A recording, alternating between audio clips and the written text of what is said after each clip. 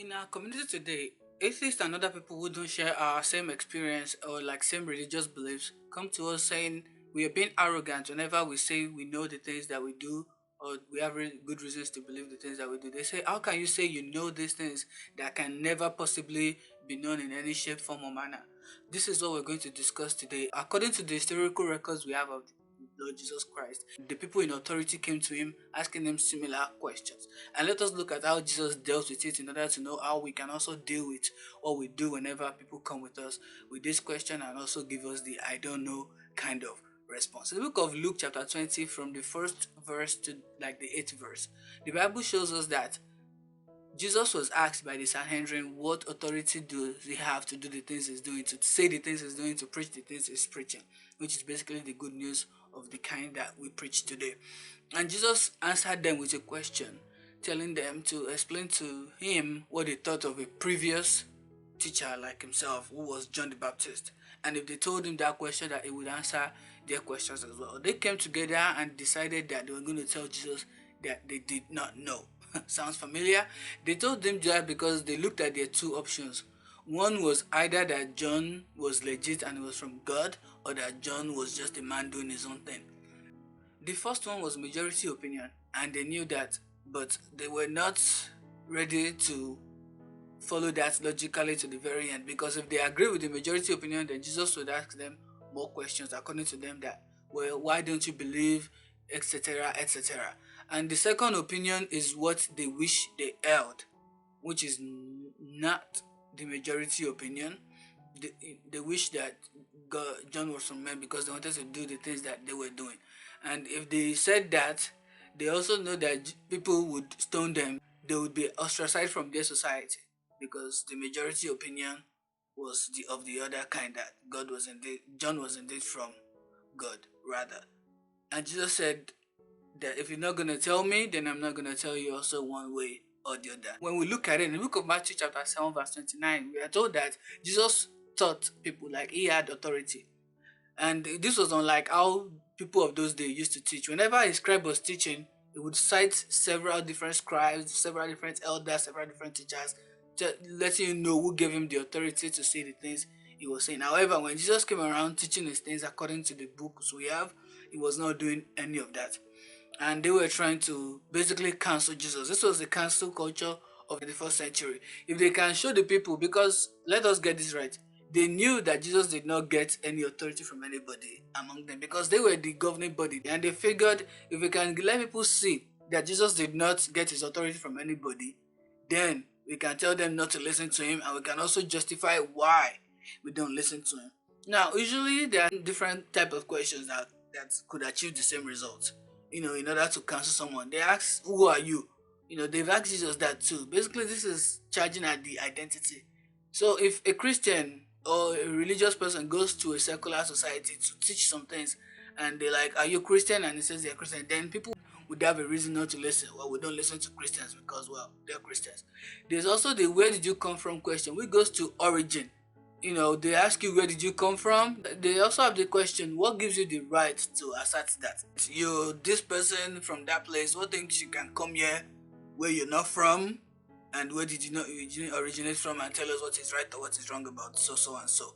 They also ask the question, where or how did you learn that? This is coming at your methodology in order to ridicule you.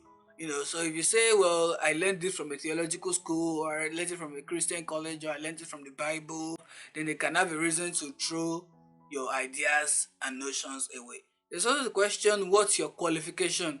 This is trying to ridicule you. So if you don't have a PhD, they probably say we can't listen to you, we listen to those with more qualifications.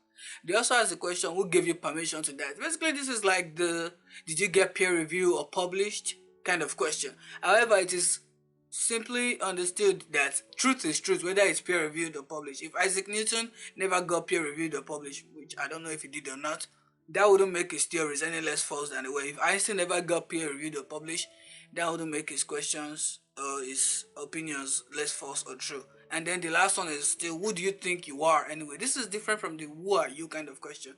This is basically a compound question meant to be an obstacle in order for them to find any reason to say, well, we can't believe you, or we can't hold what you hold as truth.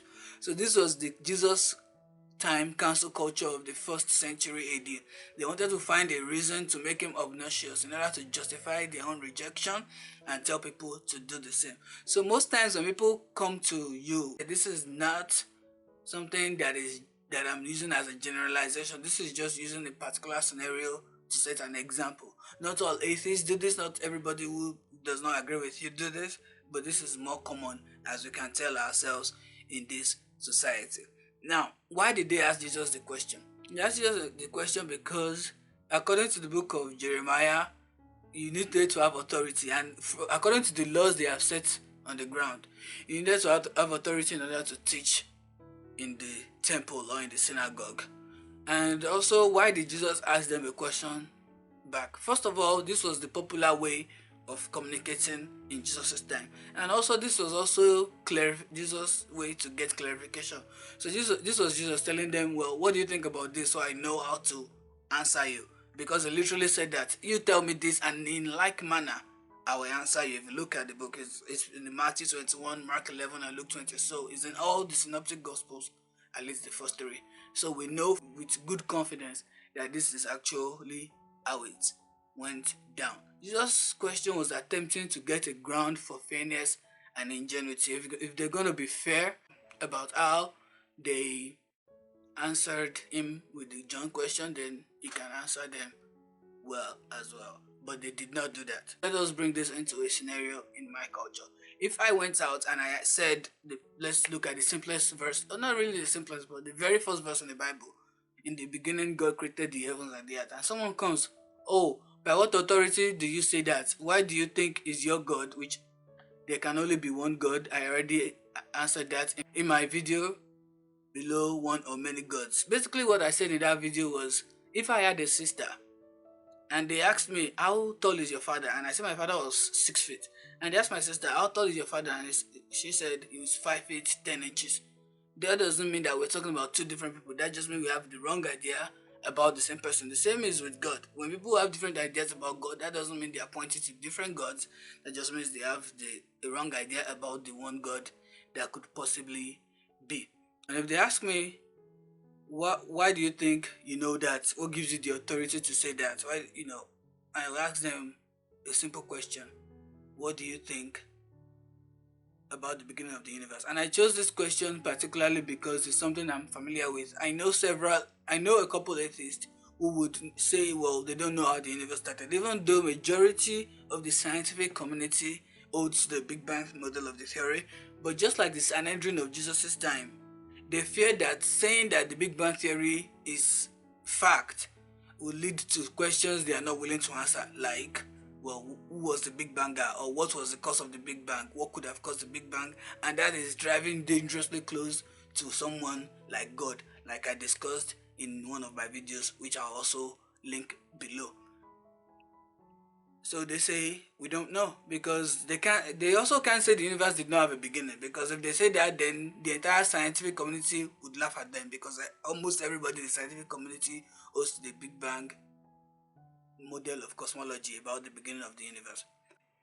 In conclusion, when atheists say I don't know, it's either because the majority opinion would lead to questions they're not willing to answer, or they don't want to go against the majority opinion, so they just say I don't know. Because like the Sanhedrin and like many atheists today, if I ask you what do you think about the beginning of the universe, if you say, well, the universe had the beginning, then you have to tell me who was the beginner. And also if you say the universe did not have a beginning, then you have to say, explain to me why you're going against basically all of science. So whenever atheists say I don't know, please let us look deep into the question they are saying I don't know too, and see the reasons for them saying I don't know. Because sometimes it is not the honest answer, it is just intellectual laziness. And I'm not accusing anybody of laziness here, but if you are outside somewhere right there watching this video and you're okay with saying I don't know, then it's just laziness. Because if you don't know, then find out. Thank you and have a good day. Bye bye.